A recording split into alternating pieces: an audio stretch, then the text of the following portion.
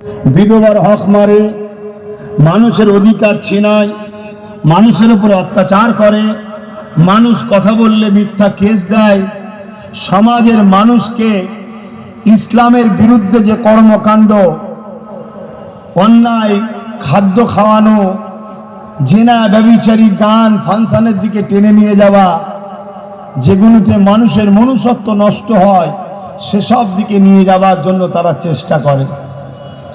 আর এক শ্রেণী হলো যারা ধর্মের নামে ভণ্ডমির দোকান খোলে, তারা কিন্তু যুগে যুগে ইসলামের বিরোধী। যেমন সমাজে কিছু মানুষ আছে যাদের ধারণা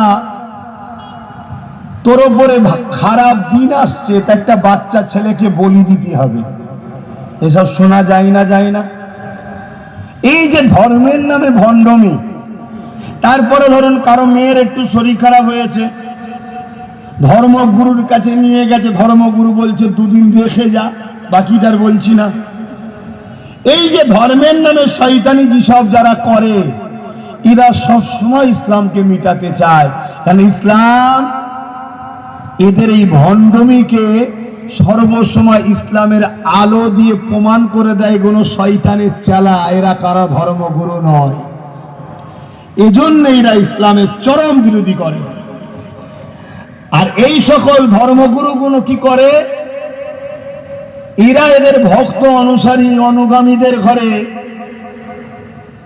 খাদ্যের মধ্যে এমন নোংরা নোংরা খাদ্য খাইয়ে দেয় যে ভেতরের পার্টসগুলো সব অন্ধকার হয়ে যায়, ভালো মন্দ বেরোনে ঢোকে না। এবং ভক্ত মুরিদদের ঘরে, অনুসারীদের ঘরে ট্রেনিং দেয়, ইসলামের বিরুদ্ধে কানে কানে কানে কানে বীজ দেয় যে ইসলাম এগুলো জঙ্গি, এগুলো আতঙ্কবাদ,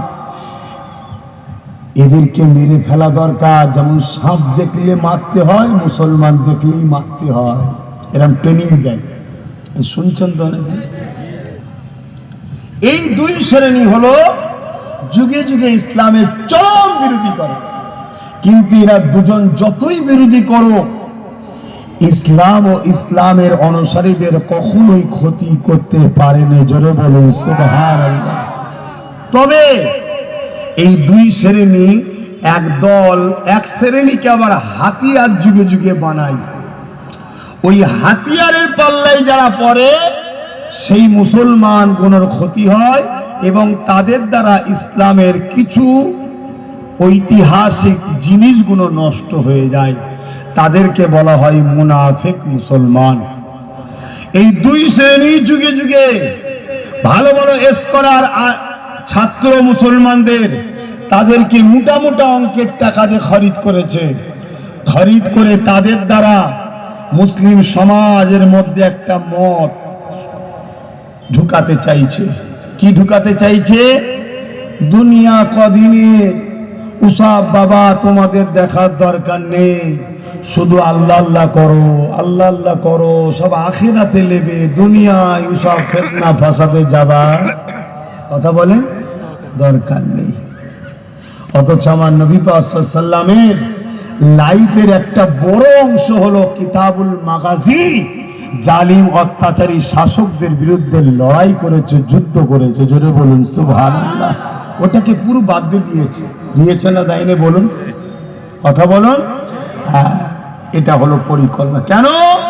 এই মুসলমানগুলোকে তোমরা ছলে বলে কলে কৌশলে একদম প্যারালাইসিস রোগী টাইপের বানিয়ে দাও, এদের মেন্টালি থেকে ঢুকিয়ে দাও যে না না না, ওসব আমাদের দরকার নেই, আমরা এসেছি আল্লাহ আল্লাহ করবো, কারবার ব্যবসা বাণিজ্যে থাকবো, ও কোথা কি হচ্ছে না হচ্ছে অন্যায় দেখার দরকার নাই।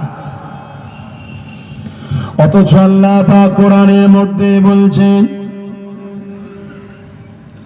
আল্লাহ পাক কোরআনের মধ্যে জানিয়ে দিলেন, এ দুনিয়া মানুষেরা কুনতুম খায়রা উম্মাতিন উখরিজাত লিন-নাসি তা'মুরুনা বিল মা'রুফ ওয়া তানহাউনা আনিল মুনকার। এ দুনিয়ার মানুষ, আমি আল্লাহ তোমাদেরকে দুটো কাজ দিয়েছি। ইসলাম দুটো পাট্টির উপর দিয়ে যেতে লেগেছে। যেমন আমাদের রেলগুলো দুটো পাট্টির উপর দিয়ে যায়, ইসলামের গাড়িটাও দুটো পাট্টির উপর দিয়ে যাচ্ছে। কুনতুম খায়রা উম্মতি, এ উম্মতে মুহাম্মাদি, তোমরা হলো শ্রেষ্ঠ উম্মত। কেন শ্রেষ্ঠ উম্মত? তোমাদের ঘরে দুটো কাজ করতে হবে, তবেই তোমরা শ্রেষ্ঠ উম্মত হবে। কি দুটো কাজ? অন্যায় দেখলে মিটিয়ে দাও, অন্যায়কে মিটিয়ে দিয়ে ন্যায়কে জমিয়ে প্রতিষ্ঠিত করো।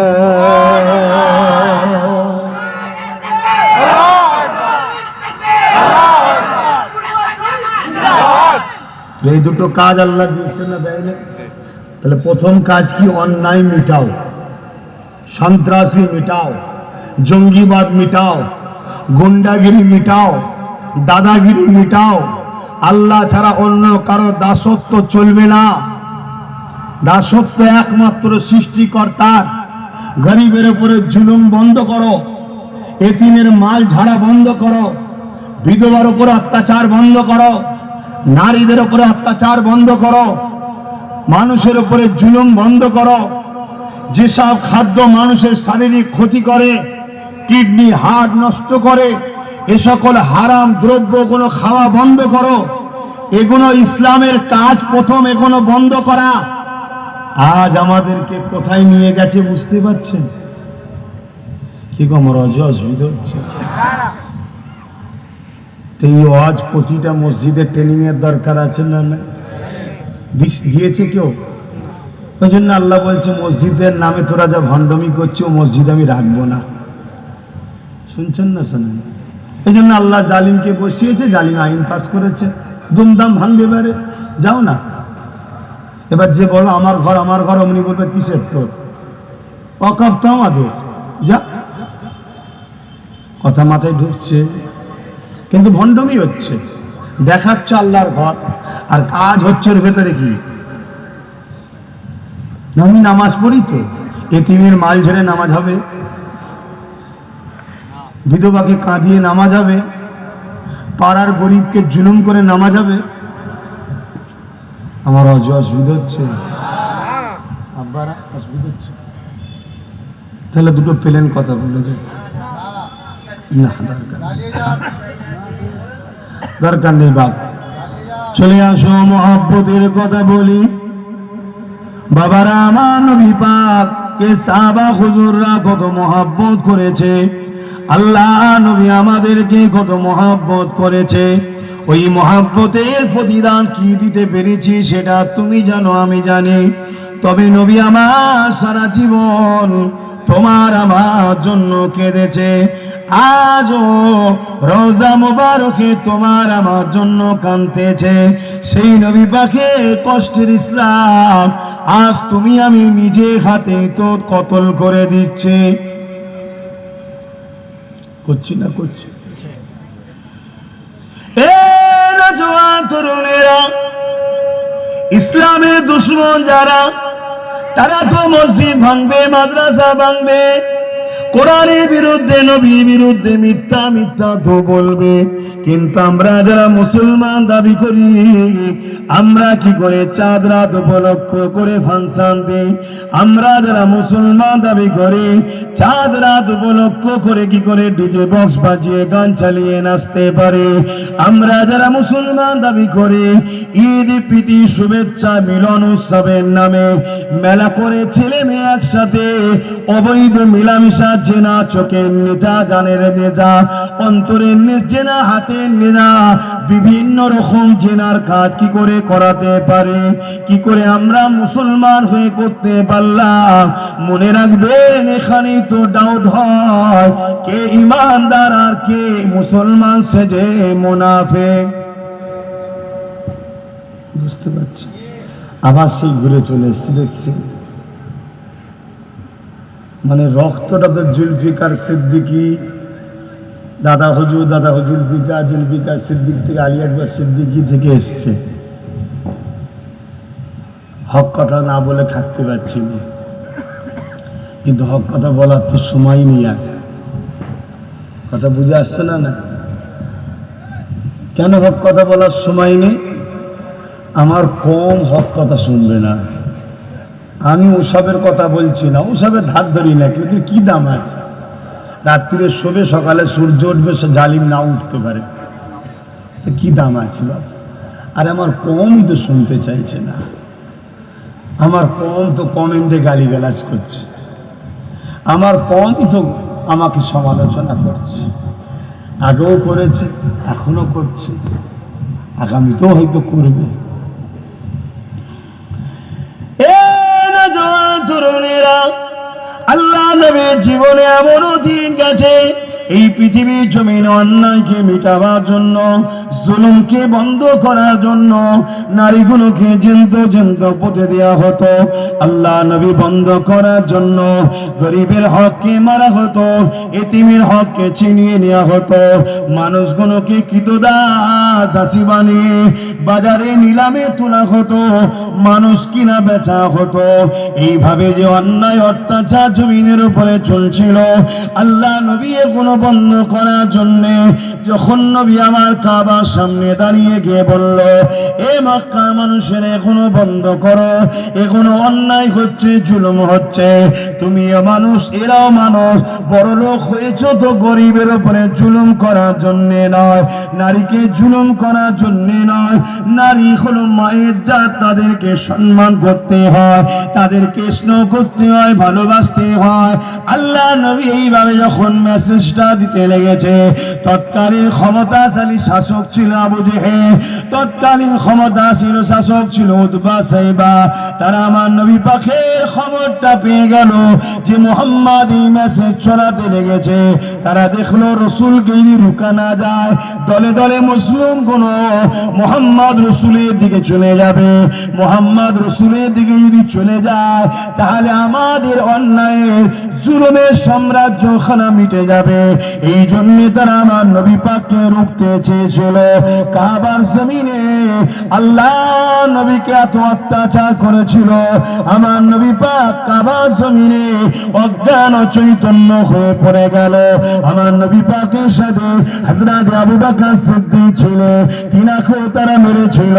আবু বকর সিদ্দিক অজ্ঞান ও চৈতন্য হয়ে গেল। এ যুবকেরা, তরুণেরা, বাপেরা, বেঈমান জালিমেরা আমার রাসূলুল্লাহ নাকে আগুন দিয়ে দেখতে লেগেছে। তারা মনে করেছে মারা গেছে, ফেলে দিয়ে চলে গেছে। এই দিনের জন্য আমার রাসূল এত কষ্ট করেছে। তুমি মুসলমান দাবি করে চাঁদ রাত উপলক্ষ করে গান বাজনা করবে, মনে রাখবে যাদেরকে নিয়ে তুমি সম্প্রীতি বানাতে চাইছো, ওই জালিমদের হাতেই আল্লাহ তোমাদের মিটাবে। মিটাচ্ছে না মিটাইনি? বলুন, মিটাচ্ছে না মিটাইনি? হ্যাঁ, বলেছিল বিজেপিকে রুখতে গেলে আমাদেরকে সাপোর্ট করো, বলেছিল না? বলেনি? আর ভোটের সময় অনেকে গায়েব, শুনছেন না শোনেন না? আবার একজনের বিষয়ে আবার কেউ একটু বলেছে যে ছিল নাকি, তার আবার প্রেস্টিজে উঠেছে, বুঝছেন না? মানে হঠাৎ করে যদি রং মিস্ত্রি বড় লোক হয়ে যায়, এই দশাই হয়। কথা মাথায় ঢুকছে তো? কিন্তু আমাদের ঘরে কি বলেছিল, যোকে রুখতে গেলে একে দরকার। এবং অনেক মোল্লা মলি সাহেব, ইমাম সাহেবরা প্রচার করেছিল না, করেনি? তাহলে এখন জিজ্ঞেস করুন কি হবে? শুনছেন তো নাকি? জিজ্ঞেস করতে হবে বাবা।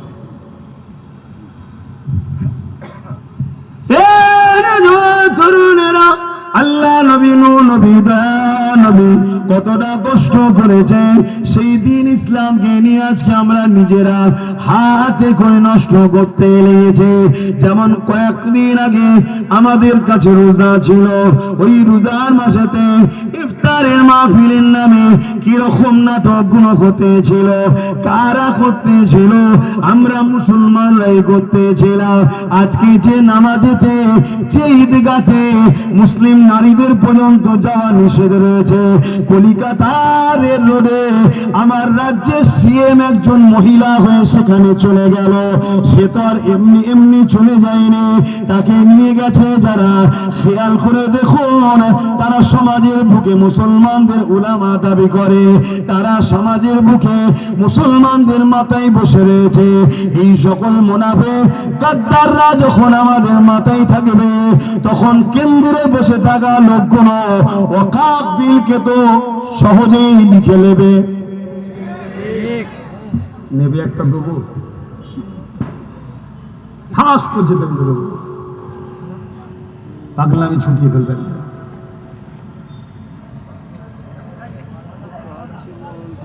আল্লাহকে সাক্ষী রেখে বলছি, জলসা করার ইচ্ছে ছেড়ে দিয়েছি। এজন্য সব অত ধার ধার ধরছি নি যে তুমি যাই নিলে দাওয়াত হবে না, আর হবে না।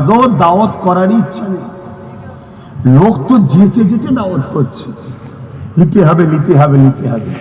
2 ঘন্টা 4 ঘন্টায় সেদিন মধ্যম গ্রাম থেকে এসেছিল, শুনলে জানবে, কেঁদে ফেলেছে ছেলেগুলো। আমি শুধু বলেছি তোদের জলসায় 7-8 বছর গেছি, বছর যাব না। ডেট আছে না নেই পরে কথা, যাব না। 4-5 ঘন্টা ধরে বসে জন ছেলে হাত পা ধরে টানাটানি করছে, কাঁদা শুরু করেছে। দেখে আবার ময়া লাগলো, নিলাম। ভালো লাগছে না, কি জলসা করবো? মুসলমানের অবস্থাই তো মুসলমান দিনের সবচেয়ে বড় দুশমন। কি ওদের বিষয়ে বলবো? আমাদের ক্ষতি তো আমরা নিজেরাই করছি। তাহলে আজকে বলুন, নামাজে, ঈদের নামাজে নারীদের যাওয়া ইসলামে জায়েজ আছে? তাহলে আজকে রাজ্যের প্রধান চলে গেল, কই কোনো আলেম, কোনো পীর, পীরজাদা বক্তার মুখে কথা আছে যেটা অন্যায় করছে উনি? এই কথা আছে না? বললে যদি বিজেপি চলে আসে, আল্লাহ এর হাতেই তোদেরকে মিটাবে। আমার কথা মিলিয়ে দেখে নেবেন, এমন গর্তই লিখে তোদের ঘরে ফেলবে, তোরা উঠতে পারবি না।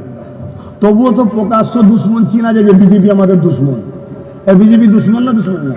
আমি চ্যালেঞ্জের সাথে বলছি, বিজেপি মুসলমান ও ইসলামের চরম দুশ্মন, কোনো সন্দেহ নেই। আমাদের লড়াই হিন্দুদের সাথে নয়, হিন্দুরা আমাদের দুশ্মন নয়, হিন্দুরা আমাদের ভাই। হিন্দুরা কে বলে বলো? ভাই। কেন? বাপ আদম মা হারি ছেলে মেয়ে তো। কিন্তু বিজেপি আমাদের দুশ্মন, এটা কোনো সন্দেহ আছে কারো? এই বলুন, কারো সন্দেহ আছে? এটা জানতে কেউ বাকি আছে? কিন্তু ওর দুশ্মনির ভয়ে যার কোলে উঠছো, সে তোমাকে নিয়ে যে একটা দিন ওর কোলে তুলে দেবে না তো? সে ছোটবেলায় একটা গল্প শুনেছিলাম না, যে কি বলে, সিংহ বুড়ো হয়ে গেছে। আর বুড়োই তো হয়েছে, রিটায়ার হওয়ার কথা, রিটায়ারও হচ্ছে না। তো স্বীকার করতে পারছে না, কি করবে? শিয়াল পণ্ডিতকে ধরেছে। শিয়াল পণ্ডিতকে ধরে বলেছে, এক কাজ কর, তুই খোরাক নিয়ে আয় আমার কাছে, তোকেও কিছু ভাগ দেবো। শুনেছেন না? শুনুন।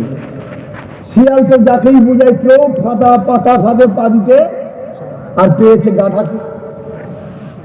বলেছে, রাজা মশাইয়ের তো বয়স হয়েছে, তোমাকেই রাজা করা হবে, তা চলো। রাজা মশাই ডেকেছে, কিন্তু খুশিতে খুশিতে নাচতে নাচতে চলে গেছে। আর সিংহ তো বুড়ো হয়ে গেছে, অনেকদিন শিকার করা হয়নি, খাবারের এমনি লোভ ছিল। যেই সামনে এসেছে, বেশি কাছে যাবার আগেই টপক ধরতে গেছে। যেমন মাঝে মাঝে মিস করে ফেলছে, দেখছেন না? এরাও মাঝে মাঝে মিস করছে না, করেনি? হ্যাঁ, টপ করে ধরতে গেছে। টপ করে যেই ধরতে গেছে, কিছুদিন আগে একজন বলল, দেখলেন না? এদের নাম করে বললো, এরা আসার পরেই তো আমাদের পশ্চিম বাংলায় জায়গা বেশি হয়েছে। দেখেছেন কি? হ্যাঁ, ওই যে খপকো ধরতে গেছে, মানে বলে ফেলছে। কান দুটো এখন ধরেছিল, কান দুটো ছিঁড়ে রয়ে গেছে। গাধা লাভ মেরে ছুট, সুযোগ পেল না, পেল না। গাধার বুঝে লিয়া দরকার ছিল যে আমার নয় রে, এ শিয়াল নিজের আমাকে ঝাড়ার জন্য। শিয়াল এসে আবার বুঝাচ্ছে, তোর পাগল কোথায় গেলে, তোর দ্বারা আর কিচ্ছু হবে না। ভাবছিলাম তোকে রাজা বানাবো, ভাবছিলাম তোকে রাজা বানাবো। যেমন কিছুদিন আগে দেখেছিলাম সব জেলার সভাপতি মুসলমান দিয়েছিল, এখন সব লাথি মেরে বার করে দিয়েছে। বুঝতে পারছেন না? পারেননি? তো ভেবেছিলাম তোকে রাজা বানাবো, তা কান থাকলে মুকুট পড়বি কি করে রাজার, ওই জন্য কান দুটো রাজা মশাই কেটে নিল। বলছো ও তাই নাকি, তা চলো যাই। আবার গেছে। এ গল্প জানেন না? জানেন না? তা যাক, আমি গল্প আর বেশি শোনাচ্ছি না। জানেন যখন বুঝেলেন, বুঝেলেন। কিন্তু গাধা তার বুদ্ধি আর খুলল না, লাস্টে ধরে ছিঁড়ে ফিরে খেয়ে নিয়েছে। খাবার সময় সিংহ বলছে, হারা কলজেটা কই রে, কলজে কই? তখন শিয়াল বলছে, কলজে থাকলে আর গাধা কি ধরা দিত? কলজে নেই বলেই তুই গাধা। শুনছেন তো নাকি? তখন সিংহ আর শিয়ালে মারপিট হচ্ছে। তা এদেরও দুজনের মারপিট হচ্ছে, শুধু আমাদের ঘরে ঠিকভাবে দিতে পারছে না তাই, মানে কলজে পাইনি তাই লড়াই চলছে। কথা মাথায় ঢুকছে তো নাকি? বুঝে নাও বাপ, আর কত তোদের জন্য রিস্ক নেবো? আর কত রিস্ক নেব? বাপেরা, নওজোয়ান তরুণেরা, হাসবুনাল্লাহ ওয়া নি'মাল ওয়াকিল, নি'মাল মাওলা ওয়া নি'মান নাসির। যারা আল্লাহর উপরে ভরসা করে চলে তাদের জন্য আল্লাহ যথেষ্ট। তোমরা মনে রাখবে, সাহাবা হুজুররা আমার নবী পাককে মহব্বত করেছিল, ভালোবেসেছিল। আল্লাহর উপরে সাহাবা হুজুরদের ভরসা ছিল। ওই সময় জালিম আবু জেহেল বা সাইবা সাহাবা হুজুরদেরকে কত জুলুম করেছে, এমনকি গরম বালির উপরে শুইয়ে দিয়ে তাদের বুকের উপরে ভারী পাথর চাপিয়ে দিয়েছে। চাপিয়ে দিয়ে বলতে লেগেছে, মুহাম্মদ রাসূলকে ছেড়ে দাও, ইসলামকে ছেড়ে দাও, আল্লাহকে ছেড়ে দাও। এ যুবকেরা, সাহাবা হুজুরদের সিনাতে এত পাওয়ার ছিল, এই গরম বালির গরমটা তাদের কাছে কিছুই মনে হয় না। তাদের বুকের ভারী পাথরটা তাদের কাছে কিছু মনে হয় না। হ্যাঁ, কষ্ট হয়েছে, কিন্তু ইমানের পাওয়ারের কাছে এই কষ্টটাই কোনো কষ্ট মনে হয় না। এত জুলুম করে আবু জেহেল বা সাইবা হেরে গেছে, কিন্তু সাহাবা হুজুর দিগাকে আল্লাহ ও নবীর কাছ থেকে সরাতে পারেনি।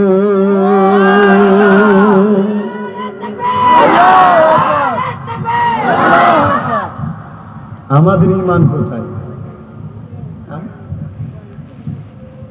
শুধু একটু তরমুজ খাবার জন্য চলে যাচ্ছে ইফতার পার্টিতে। যায় না মুসলমান? অথচ সরকারি পয়সায় যে ইফতার কোনো হয়, খাওয়া সম্পূর্ণ হারাম। আমি ফতোয়া দিয়েছি, কোন মায়ের লাল আছে আমার ফতোয়া কেটে দিচ্ছে? কোন মায়ের লাল আছে ফতোয়া কেটে দিক। শরিয়াত কোন পীর মুফতি মাওলানার নয়, শরিয়াত আমেনার লালের।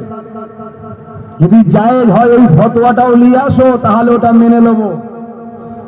কেন গভর্নমেন্টের সরকারি পয়সা দিয়ে কোনো ইফতার করা যাবে না। ওই পয়সায় হাজার ধরনের পয়সা থাকে, যেখানে মদেরও থাকে, সুদেরও থাকে, দেহ ব্যবসা করার পর্যন্ত থাকে। ওই পয়সায় কখনো ইফতার হালাল হতে পারে না যদি কেউ খায় হারাম হারাম হারাম।